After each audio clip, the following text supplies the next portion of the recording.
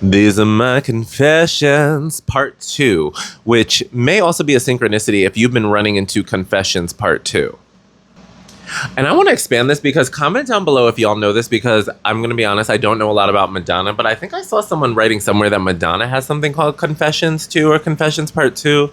And I always associate that with Usher. So comment down below if y'all know what the tea is. Okay, with that musical invitation made, the confessions energy coming through right now. There's going to be some truths that are, and some, not only truths, I feel like truths, revelations, and epiphanies coming through at the close of this year. And I always like to start with the self, because I find that's the healthiest thing to do. And while we can be concerned about, and we are naturally, living in a very social world and interpersonal world, it's quite normal to be curious and or concerned about others, especially those close to us. Yet, really starting at home and within with the self is from my experience, really is the healthiest way to go.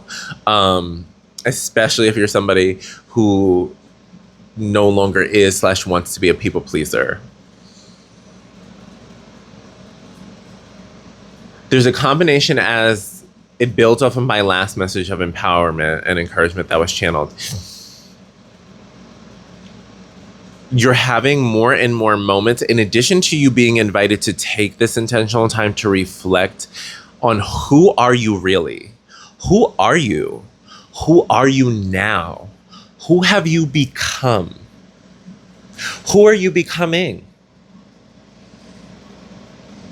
And lean into this in a variety of ways. And I want you to, I really feel guided with this collective to continue leaning into more and more of your personality and understanding your personality and surveying your personality, and allow this survey to be expansive and be explorative. I'm feeling qualify it depending on the context, depending on the people you're around, depending on your energy levels, depending on your hunger levels. Random, right? There's this vibe of truly know thyself. Thank you, Spirit. It's coming around to know thyself, and really knowing thyself intimately, being your own best lover, being your own best partner, being your own best friend. And in particular, the ways I'm witnessing that, in addition to being ever more compassionate and gentle and tender with yourself, it's how are the ways you gas up a best friend? What are the ways in which you learn and know your best friends and your lovers and your teammates and or your teammates? You get to know them, some of y'all, really the back of your hand. Those of y'all who, it's the way they take their coffee, how certain people are before they have their me time in the morning versus the people who don't need any me time. The people who really feed off of other people's energy versus those who need their alone time and space. Those who handle confrontation directly in the moment versus those who really benefit from taking a few breaths and a time out before checking back in.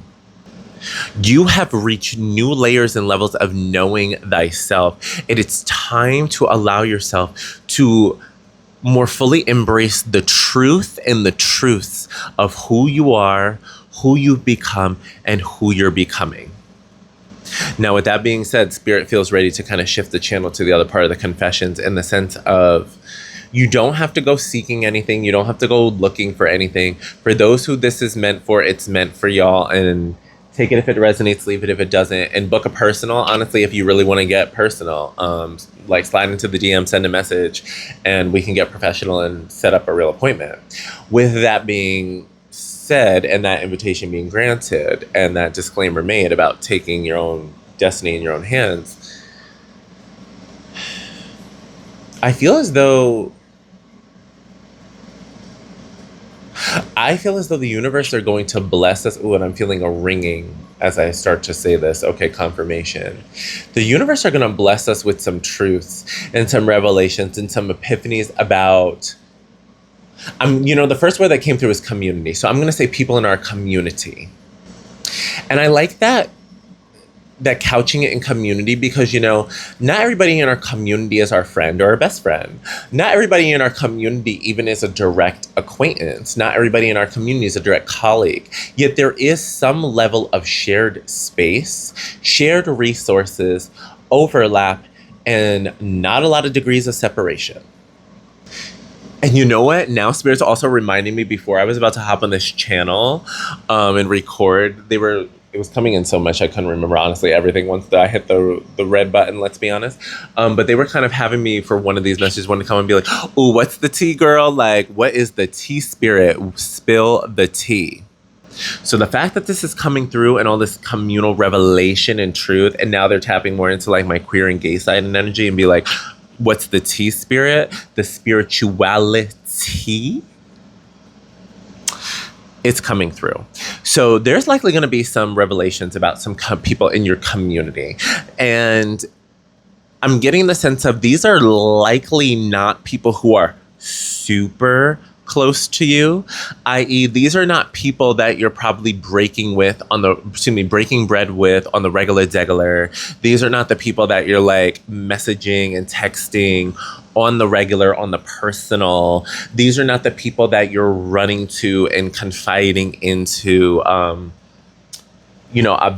your tea, your goals, your projects, your passions. Like these are people very much need to know information, need to know basis, communication as needed, communication as necessary. And there don't have to be no shade with that either, like at all.